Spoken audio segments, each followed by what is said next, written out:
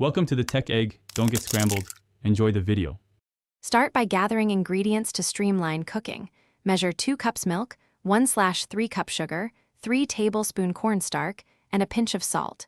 Separate 2 egg yolks and whisk them with 1/4 cup milk until smooth. Place the remaining milk in a saucepan over medium heat. Mix dry ingredients in a bowl so they dissolve quickly. Keep a small bowl of cold water nearby to cool utensils. Have 2 tablespoon butter and 1 tsp vanilla ready to finish the pudding. Warm the measured milk until it is hot but not boiling, about 180 degrees F target. Lower heat before adding dry mix. Whisk the 3 tablespoon cornstarch and 1/3 cup sugar into a small portion of warm milk to create a slurry, then pour slowly into the saucepan while stirring. Temper the 2 egg yolks by adding a ladle of hot milk to them, whisking, then return the eggs to the pan. Reduce heat and simmer, stirring constantly for 2 minutes until the pudding thickens.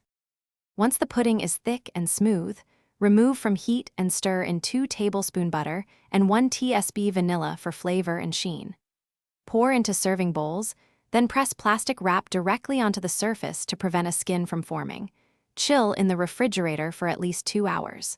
For variations, fold in 3 tablespoon cocoa powder for chocolate or top with 1/2 cup fresh berries. Store leftover pudding in an airtight container for up to 3 days, reheating gently if desired before serving.